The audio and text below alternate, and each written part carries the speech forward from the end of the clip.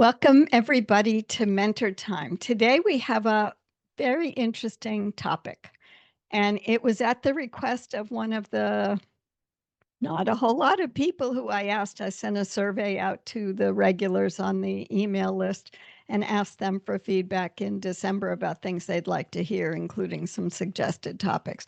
This was suggested for me from someone, and I don't know who it was. We're talking about portfolio careers. Who does this apply to, and how and in what way you can use it?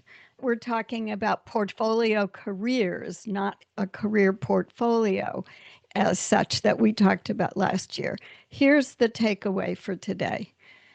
This is for you to use a compelling story with, of course, evidence-based results, amplified with visuals because of the power of visuals with words, to market your portfolio career. And I want to remind you all, about a year ago, in May of 2025, we did talk about how you could build a career portfolio in your portfolio career, although most people don't identify themselves as having a portfolio career.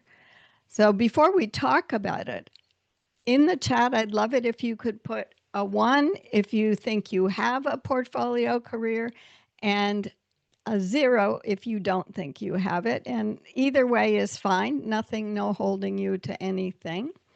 Thank you. Ron 1, Stephanie 1, Peter 1. Okay, great. Just so people, and Franz is 1 too. All right.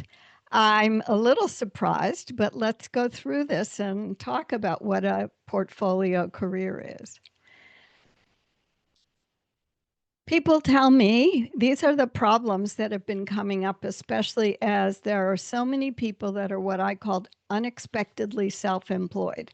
So if you're job hunting, you're already having to figure out how to make enough money or keep saving, using your savings in limited amounts so that you can buy things and until you get employed. People want to be employees, but the job market is quite difficult these days. And so a lot of you are running a self-employed business, whether you think of it that way or not.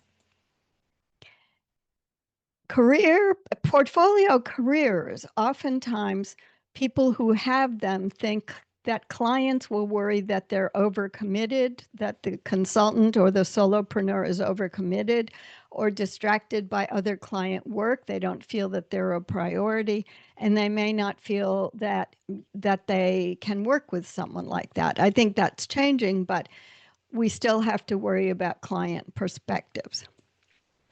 And I have heard over and over again that it's so difficult to take my story and tell the story of my portfolio career cohesively. And all of you say this about careers that you've had thus far. Oh, Sue, my career path has been torturous, windy path, whatever. All of these things are difficult to talk about effectively. We're going to talk about it today, starting with the state of the art in portfolio careers. And then how do I really describe it? Because it's similar to writing your bio para. It really needs to have the purpose of you going forward, and we don't always remember that. And of course, as we always do with Mentor Time, we end with what should you do? So let's talk about the state of the art. If you may not remember this because I talked about it in the end of the year quarterly update on work trends, but there was a very important statistic that I talked about in late 2025 that was out from a report that had come out in December 2020 from Ripple, and talking about freelancers on the rise. Now, Ripple was focusing on the idea that HR people need to be prepared for hiring more freelancers. Call them what you will. And the YouTube video link in the references is the one I did on career portfolios last year, where we went over the various names from multi-hyphenate to entrepreneur. There's 7 or 8 names. I didn't pull all the charts forward. You can go see the popularity of them. The one statistic, and I saw this quoted last week and thought I have to put it back in here.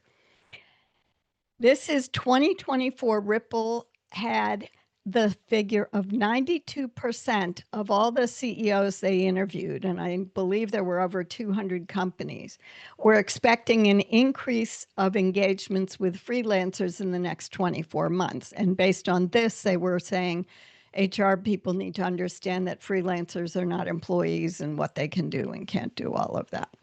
So no matter what's happening, no matter what you call yourself, you're still in an employment situation where you're probably getting multiple streams of income, some jobs overlapping, other periods of time when you have no jobs, and where you're getting asked to do different aspects of the things that have been your work, your career, what you're known for. Or maybe sometimes you're even pivoting to new opportunities that people are asking you to take on. There are more flexibility in these arrangements, but it's also more nerve-wracking. When you're not the employee, you're doing all the jobs, but you're also doing all the jobs with no benefits. You have to get your own benefits. You have to get your own this, that, and the other thing. So there's a lot more aspects for you. Let me just give you an idea. I call these the shapes of portfolio careers. You could have a portfolio career where you're carrying two part-time jobs. So the popularity of fractional roles, especially at CEO and senior manager levels, fractional CEO, fractional HR just means a part-time role over time, but it continues on. So someone could have two fractional roles or two consultancies that are both part-time. You could have sequential work where this actually shows overlapping and then one after the other. And if you're lucky as a consultant getting them to exactly line up, I never did for sure. There was always some donor saying, oh, you got to move it now, and left me looking down the road. Occasionally you get something that's more like what we hear that law offices do, where you've got a retainer period where they say to you, over the next year, we need you for 4 different things, and they tell you what periods of time they're going to use you. So it looks like a longer term contract, but it's still periodic work because you only get paid for what you show up and do. And this is a visual just to help you see how this might look.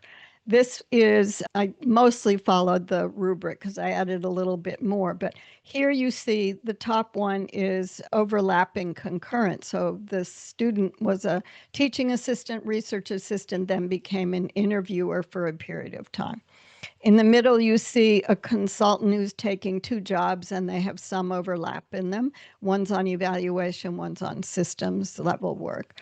And the final one was a research advisor, which looks like a full-time role, but it was actually periodic where they were using them over 2 periods of time. Just again, to give yourself a visual sense of it, so that when I make a comment in a few minutes, you'll understand why I talk about these shapes. It's important to recognize that in yourself. In the last 2 years, we've had technology that's really been an enabler of people running their own businesses.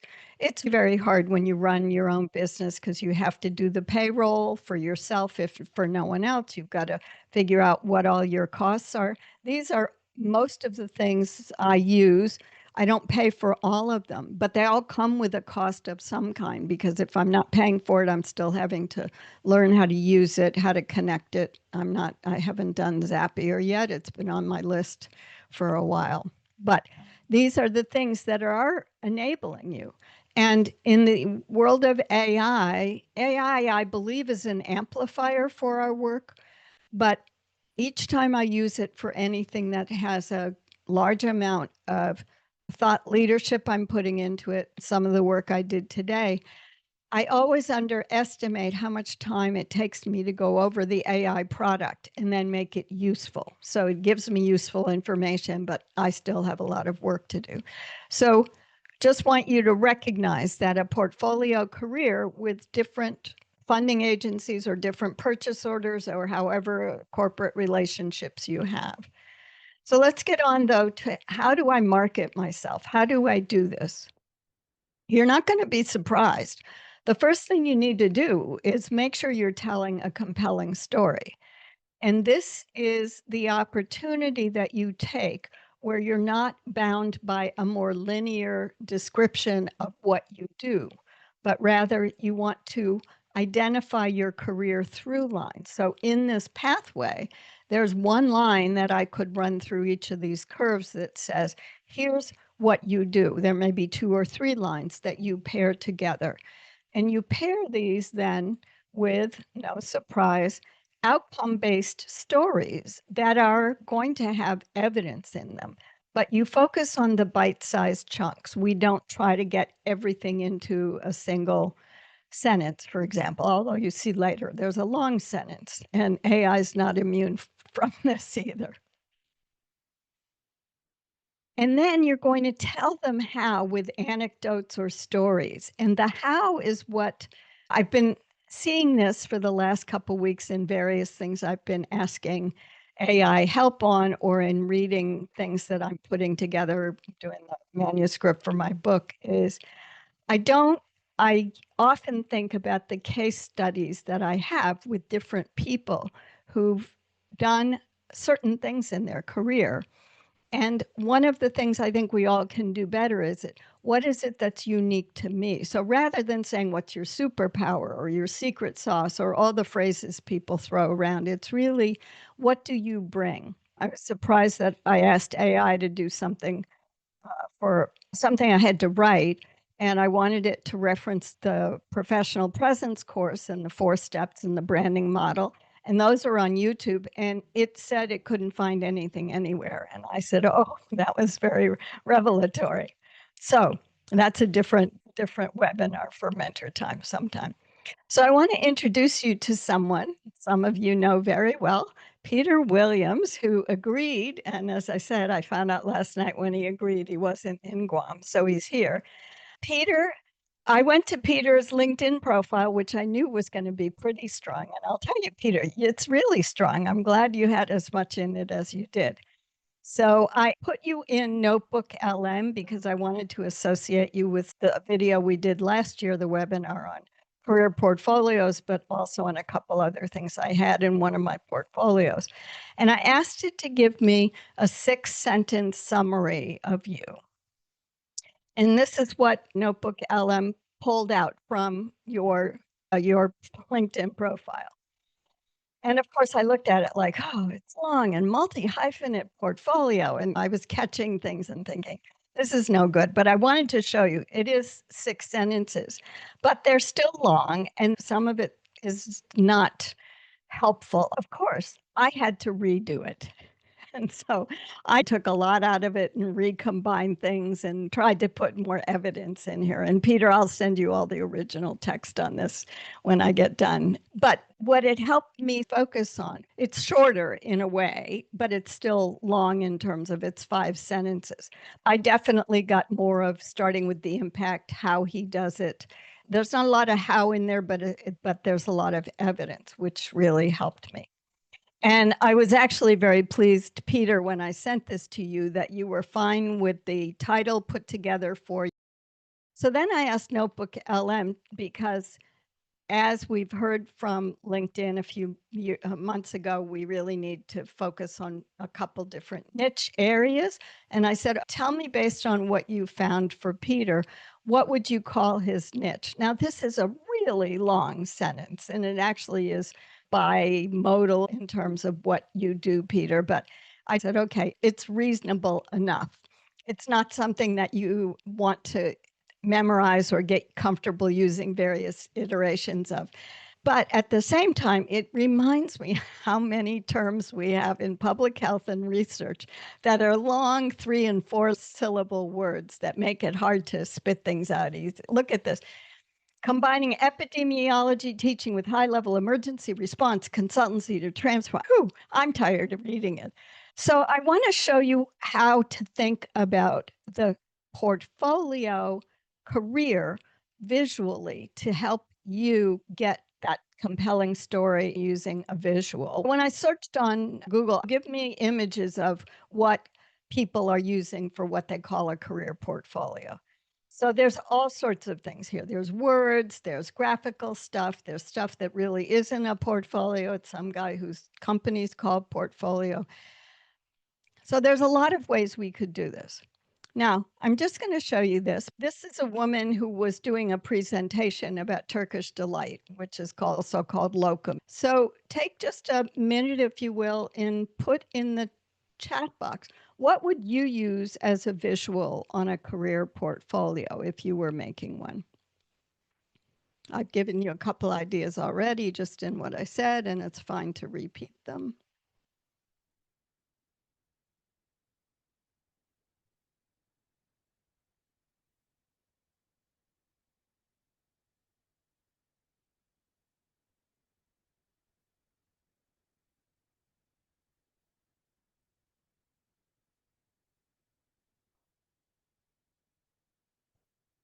Not sure, not sure. That's fine. That's fine. You don't all need to be thinking about this as much as I do. All right, let's go on and I'll show you what I came up with. Something from the main through line. Yes, exactly. And one thing that I knew I wanted to do differently from what we talked about last year, making a career portfolio that is representative, not necessarily of a combined career, but of people who wanted to have something as an extra piece to introduce yourself in addition to a resume. So I asked Notebook LM because I was being lazy, so I didn't have to cut and paste from your Peter to give me the timeline of your everything since 2020 of what you'd done. It actually added in sequential phase, high overlap. It did all that work. I wanted the dates and I wanted to know what position it was in. I wanted to do a timeline because when you talk about a portfolio career, you're talking about multiple activities happening together, as we said, overlapping, periodic, whatever they are. So thanks to Sharon Connolly. And if you want some great free templates, this is one piece of something that she sent out. I actually combined two different things. I modified the timeline, but I liked the thick red bar with the little circles because I could show that at each one of those segments as a year. And then what I did at the bottom is I took the dates and just approximated when does October 2022 fall. I think it's close enough. But you can see very quickly the visual of that. And I didn't deliberately, Peter, choose initially the Bermuda work, but then I realized, oh, I wanted to talk about the outbreak plan that you had done, which is in the text in your LinkedIn profile. And I'd forgotten about the tabletop exercise, and that actually came up first when I searched on Bermuda. So you can see that actually the information is lined up. I'll go over that in a minute. So Peter's name and title, big, huge thing. I took the version of that long niche sentence, I broke it into three things. So it's like a short bio para. I put your languages in there, Peter, because I thought that was really important with 40 country experience. In that, what I wanted to do was show the things you've produced and done. And for me, the Bermuda tabletop says, look, I've worked with government officials. I've worked across, in this case, Bermuda, but the Caribbean. To me, it had some gravitas with it in terms of showing you as a senior advisor. And on the far right, I used a LinkedIn post, both to show that you're active on LinkedIn, but also to show the teaching that you've done. And then I found that you were actually in one of the teaching pictures, which is in the middle. And that's where I thought you would want to talk more about the epidemiology, but potentially I wasn't sure I couldn't remember what the PW consultancy was. What I really focused on was the fact that you've done these sequential cohorts over time, and it's now going on 2 years, I believe, right? Yeah, it'll be 2 years soon. So that where I put all the lorem ipsum, you might want to put things there. And I told Peter I made up a testimony. I'm sure this is what you heard, even if no one wrote it for you, with all the because you see those cohorts for 3 sessions each or something like that, 3 sequential things. So again, we've got Peter teaching, we've got the group that he's worked with, we've got when you start writing about it, Peter, things people will be interested in: Micronesia, Guam, all of the words, including me. What was it that you said you were going to? Oh, Pompeii. And I thought you were really going to Rome, going to Italy. Yeah. So I actually, just by happenstance, was able to get the Bermuda thing over the Carfa period and then the epidemiology at the far end. It just happened to work out for you.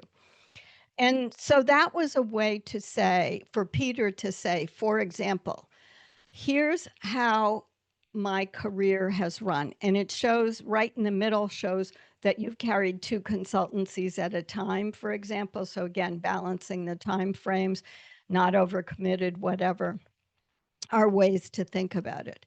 The only thing that I would say that's new here from when we talked about a year ago, besides the timeline, is I'm encouraging people to do a 60 to 90-second video introduction. Have it somewhere on LinkedIn, on Dropbox, on your featured section, something you can give people a little personality. The same thing we do with name record. And name record doesn't just tell people whether you have an accent, which is what everybody over in the first course was all worried about. I don't want them to hear my accent, but it gives you a second dimension. So a video will give you more of comfort on camera. And because it's your own video, you can record it, re-record it. Please caption it if you can, embed the captions in there. And if you need ideas for how to do it, let me know and I'll work with you on that. So that's where we Okay, are just before you go on, I see Sure. Stephanie has her hand up. Thank you. Stephanie, what can I answer? So I remember when you presented this to us before, and I really loved it. But I noticed this time around that you have limited it to 6 years versus a whole career. So what do you recommend in terms of, like we've talked about resumes being really the last 5 years? How do you make a decision about what to include? Is it a reflection of what's on your current 2-page resume? Over. It's both a reflection of the current resume, but also when you have a portfolio career, it means you're not just doing one thing. Right. So you may be full-time in a job, but you also, there are people who volunteer every week at a soup kitchen and they end up running it or organizing it or starting it, closing it, whatever. There are people that take on part-time jobs because they have kids in school and they need that extra income. So you could put everything in there, but you don't want to go back for a timeline more than 5 years because then it's Okay. hard to demonstrate it, I think. Remember, this is marketing yourself as a multitasking, balls in the air type of job and not trying to get your whole history in. What the text is and what the examples are is 14 years, here's what he's done in 40 countries. We get a smattering of, oh, look how successful he is. And we know that one's pretty recent because Peter's post was 10 months old. Does that answer your question?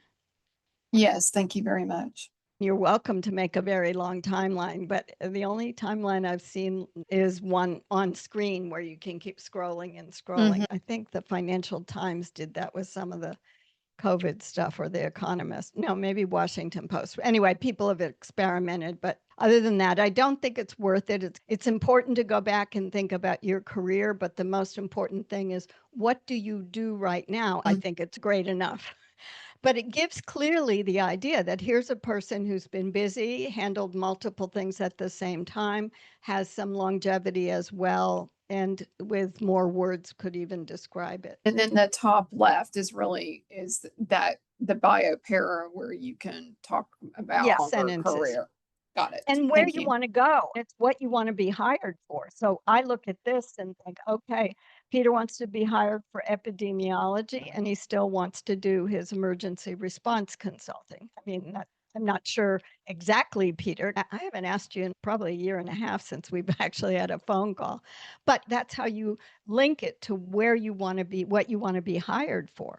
The important point about your portfolio career is, what is it you want to be doing now and in the future, not what can you do? Because if you look, there are different portfolio images of having an overlapping Venn diagram of 5 or 6. It's not really Venn with 5 or 6 circles, but you can have all this overlapping stuff.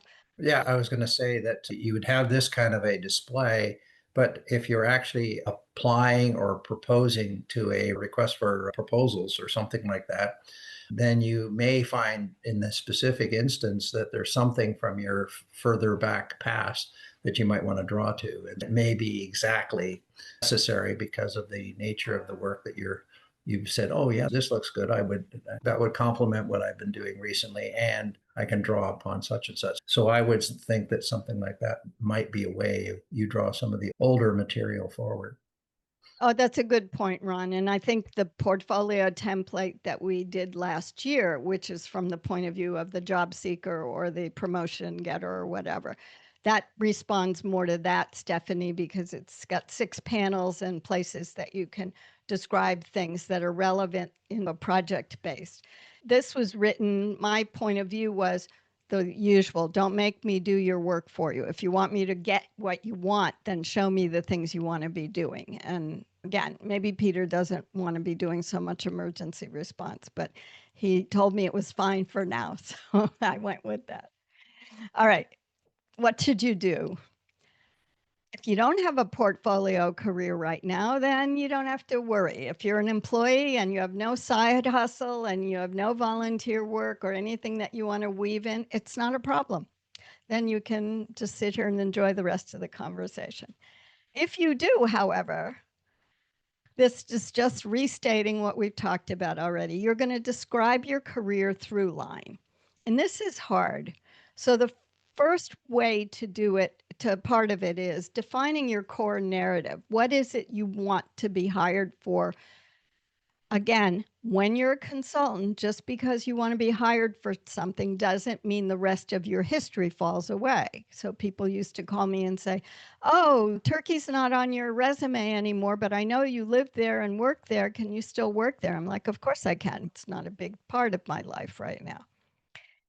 So then as you define that, part of that is, again, uncover your hidden evidence. And in this case, it's not the evidence of a job. It's where and how have you done these kinds of activities that make you a specialist in, for example, delivering the epidemiology teaching based on a CDC profile. And this, again, is the part that I found intriguing that I don't do enough on, and that is not only are you going to quantify your impact and choose oats or whatever, but building stories and anecdotes from your evidence, because the conventional wisdom has always been that people who are the best storytellers are going to be the ones that get hired for leadership. It's not just the people who are the smartest. I don't know if that's totally true, but I can tell you that the retention of information when you give a webinar is high if people have heard a story that associates with the point of your webinar. And if you think back to mine, I'm not always good about starting with a story because I can't always think of one that matches. Then you're going to build your career portfolio like we just talked about with a visual, maybe not stars and butterflies and glitter, but you're then going to take that, and this is critical. I'm saying it more and more these days.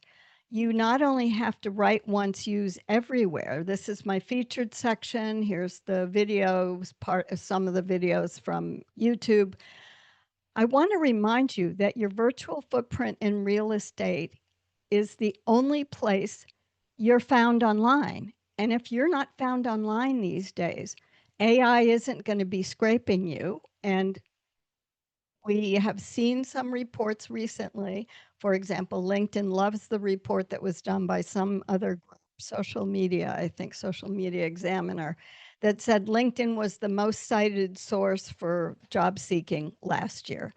And Reddit was number 2. And I'm thinking, Reddit's a very interesting big lake with a cesspool at the end of it on some things, but nothing else came up like YouTube, which gets 1 billion uploads a day or something now. It's the video place, for example. You don't see any of the other social media scraped on there. But I'm not interested in you getting found or hired by those two locations. I'm interested that you are comfortable with what you're putting out online so that your 24/7 virtual presence is there whether you can be there or not, and you at least have an equal opportunity to be found.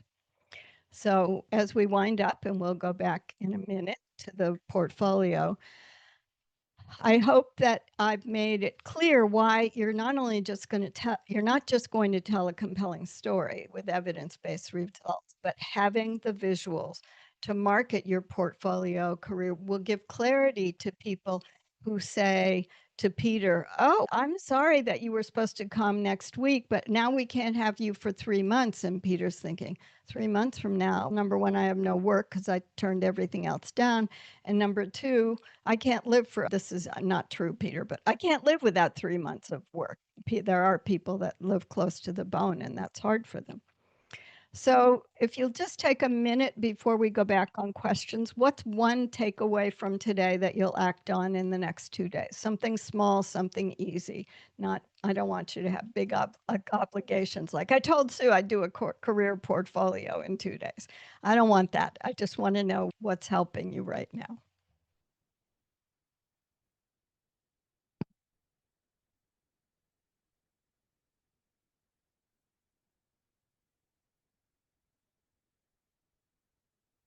Something from the main through line, the 5-year timeline. Create an image that represents your career. That's great. I myself am going to try to find mini stories because every time I think about a story, my speaking coach used to say, "What story are you going to start with?" And I would think, I don't have a clue. So I have to challenge myself too. All right. Questions? Oh, revisiting my CV to create your career portfolio. Great. Thank you, Franz. Yes, you have to because you have a new do line, you have a new through line because you've done your doctorate now and you already have a very full career of your work and research across different countries. All right, anybody, Ron, comments, and then we'll open it up for more questions. Yeah, it's interesting because having been in like a private practice scenario where I was billing and all the rest of it, it's an interesting challenge. And then the other thing I was thinking, because when you said what kind of an image would you have of your career, I was thinking that's an interesting challenge because a lot of what we are doing, the people on this call, it's mostly intellectual property. And it's unless you're working in a specific domain or something like that. So it's interesting. And I like the images you were able to select for your own situation, and I like the ones that you showed for Peter. It's interesting. So that kind of, because I actually went through this exercise a little while back about when I was preparing that LinkedIn article, trying to think of an image that would represent this project that I'm taking on. And that was hard just to try and come up. And I'm usually pretty good with images. So it's interesting. That can be such an interesting challenge. But I think it's important. I think you brought it out. So thanks. You're welcome. Any other questions?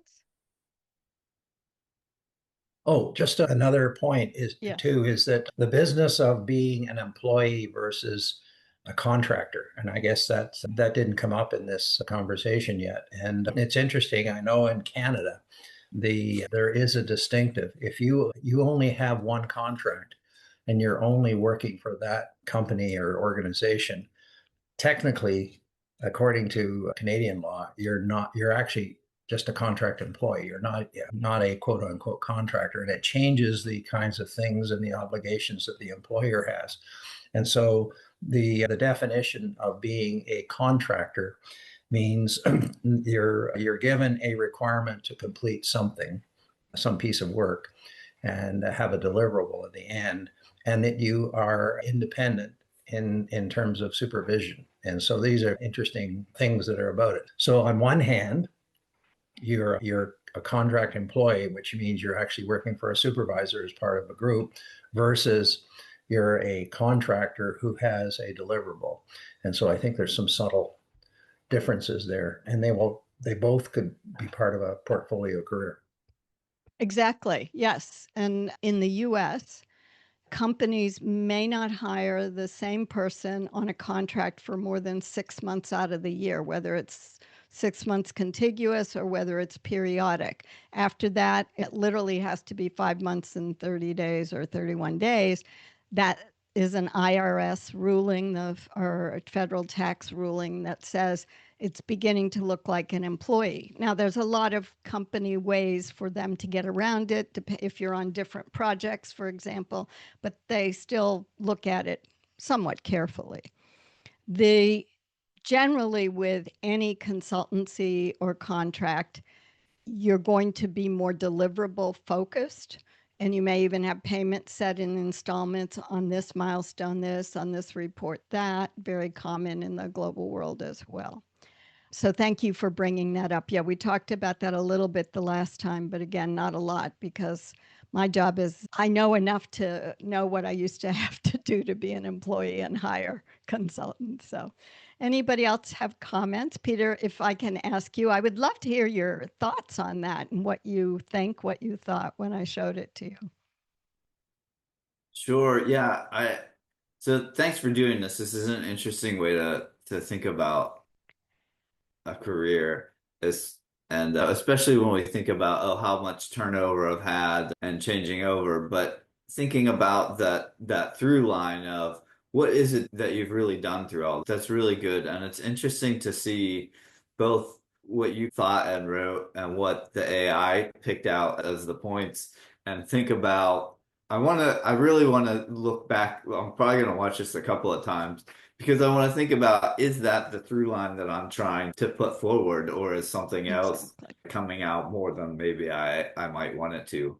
So yeah, it's good to see what other people are taking, people and the AI are taking from it as the main points, and see if that's what I like. And then the other thing I was thinking about through this is, I don't know, Sue, if you saw the article that Ron shared on LinkedIn about the CEO that looks only at the time, that first looks at the time and how long somebody has been in a position. And just, now, I don't know what industry he's in, but it just seems so tone deaf, especially for now, in where everybody's changing over and positions don't last that long and funding only lasts a short amount of time. It just seemed like he completely missed what the reality of the current situation, at least in public health and development. No, not just that. I'll tell you, I'm on a Wednesday lunch and learn session that Linda Brubaker runs, and I'm one of the advisors when I can get there. And I'm amazed. Oftentimes these are people who have mid-level jobs, or they've had more blue-collar types of jobs, some intellectual property. So I'm just saying there's a range of people that attend it. And I'm still seeing, and they're still saying that, in fact, someone said it a couple of weeks ago, oh, I had a screening interview, and they said, why have you job hopped so much? And he said, I've only had 2 one-year consultancies, and I've been unemployed for 2 years in between. That wasn't my fault. I mean, so Yeah. You're talking about older senior men who have not adapted with the times, just like there are some people on Linda's Lunch and Learn who send me their resumes and ask me to do something, and I look at it and think, where have you been for the last 5 years? It looks old-fashioned. It looks like the laundry list. It's not good font. It's not good layout. The street address is there. So I saw that article. I was just floored. But I'm like, it struck me as being somebody from the 1800s. Yeah, exactly. Yeah. So I think, Peter, you made an important point, and that is that I hadn't quite thought about it this way. You can't always get on the phone with someone. Like Peter and I haven't talked in probably a year and a half directly, because you've had so much work generated from all the good work you did on your professional presence and interviewing and stuff for so long. But it occurs to me that AI can become your first mirror view, the verbal self-reflection back to you. And that's not a bad thing, because it is, even when people read our resumes, we're not sure what they're getting out of it. That's You had your LinkedIn profile there, but maybe there are things that you want to be doing now, or you told me the other day you haven't had time to post about stuff. So maybe there's other things that are starting to gel in your mind about not so much faculty teaching, but rather how do you keep cohorts moved along in a not remote learning because you're there teaching, but in between remote learning sessions, something like that. And there's lots that you could position yourself for. So I appreciate your thinking on it and glad that it gave you the oomph. Oh, okay, now I have a place to start, even though, kind of like everything with AI, I get it and then I rewrite a lot of it and don't take very much of it. Anybody else? Stephanie? Yes, I had texted you, but realized you were on travel. With LinkedIn, switching topics a little bit, Yeah. They have suddenly started having, when I'm trying to connect with somebody, it blocks me where they're trying to get you to sign up for the premium where it's free for a certain period of time. Yeah. But it's actually preventing me from connecting with people. And so I didn't know if others were experiencing that, what the workaround is for it. But I've been trying to connect and send a message. And any way I'm doing it, it's not letting it go through as a connection. Let me tell you what they've been doing over the last year and then get Okay. with specifics on what's not working. I think I understand. So a year ago or so, we all noticed that we were starting to get limits on our connection requests. And we went from tons of personalized notes, and everybody said, write a personal note when you connect with Sue so I know how, whatever. And then suddenly I had 15 a month, and other people were having 5. And some people still had it wide open because I learned a couple of years ago from Kevin D. Turner, who's like the president of LinkedIn. He's the president of knowing everything about LinkedIn. They roll things out in 5 different waves. So it can take up to a year to get, depending on how substantial the challenge, the rollout is of an activity. They had moved very quickly. They had a new CEO come in about a year and a half ago who clearly said money, and so everything's being monetized. So they landed, we thought, on 5 for free members, and premium have unlimited. And then I started making sure that I was only connecting with people that would know me from, I'd make a comment on someone's post and then send a connection request. About a month or 2 ago, it went down to 3 a month. And it's not cumulative. If you use one, you get another one. No, it resets for the month. And so the only other way to connect, to get around connecting, the 2 ways that I know of. One, check the person you want to connect with, see if you're shared in any groups, because through a group, you can send them a direct message because you're both members there.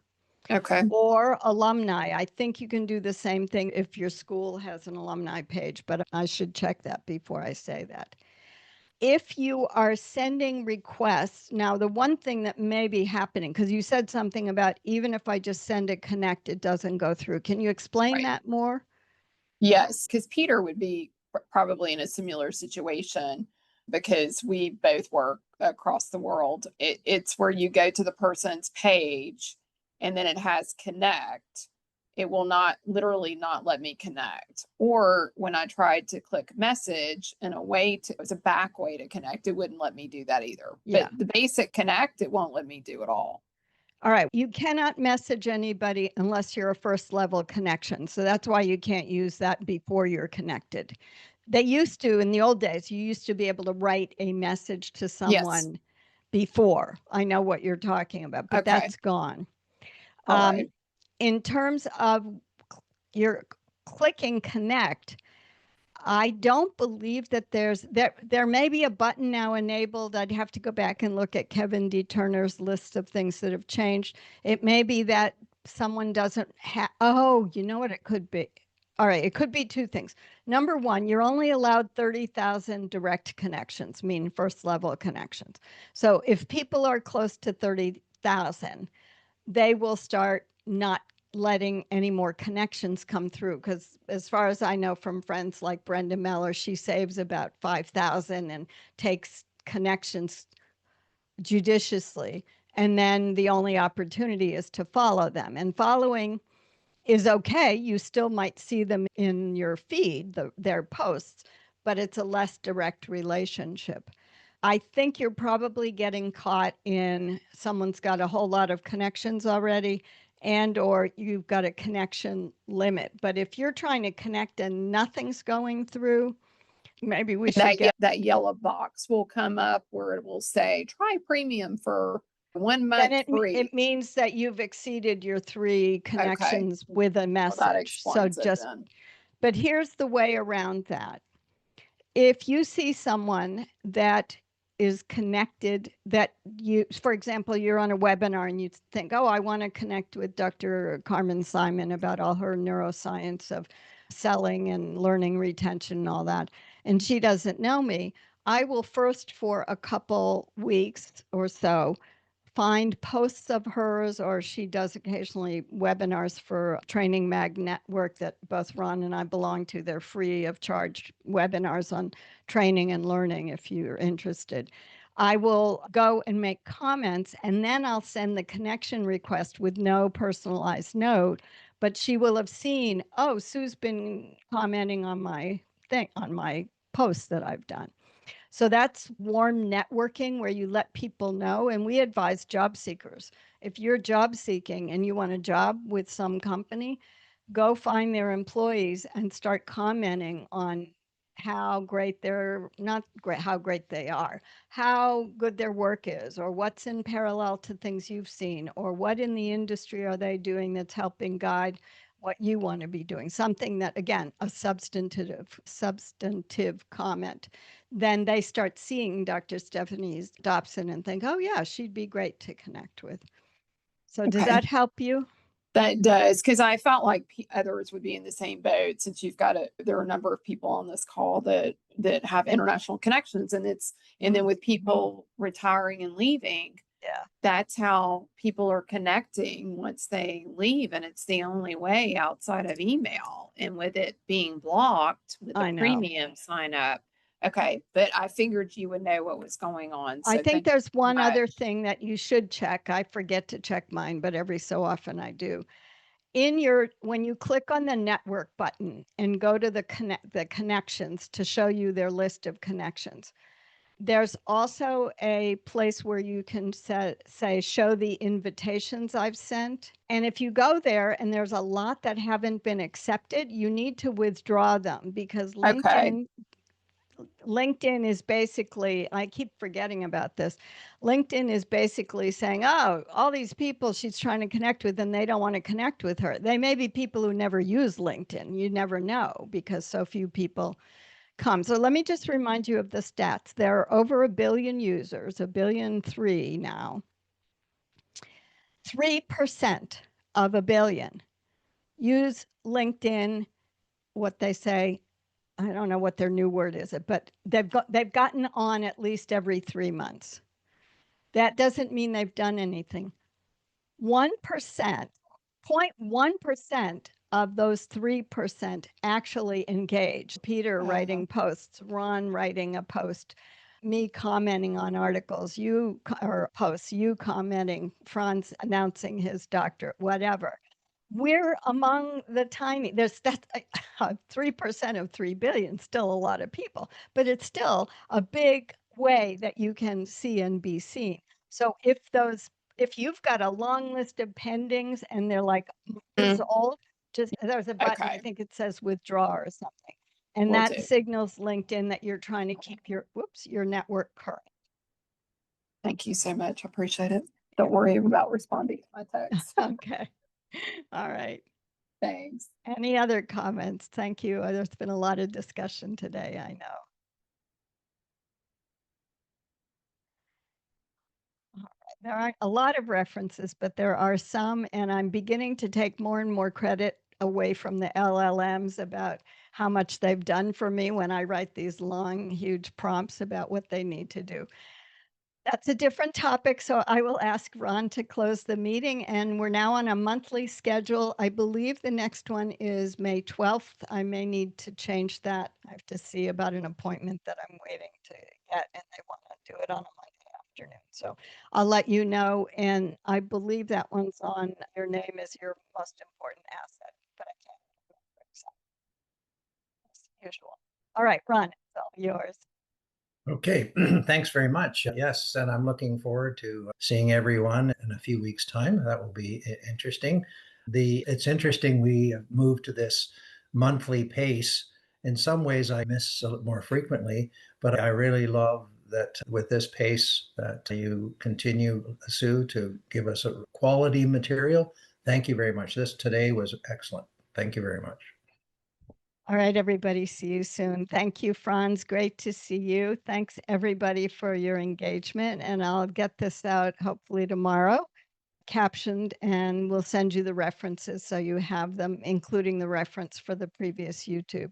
And happy to hear from anybody if you want to try your hand at either the portfolio career, look for a career portfolio, or as a job seeker, how you want to use it, because there's no standard format. It's mostly a place for people, especially Peter, I often think of as this good model, which has been borne out today, of a person who's been managing, moving from his full-time regional job in the Caribbean to piecing together a career and doing amazing things with the other island countries. You went from small islands in the Caribbean up to the island countries. So thanks very much, everybody.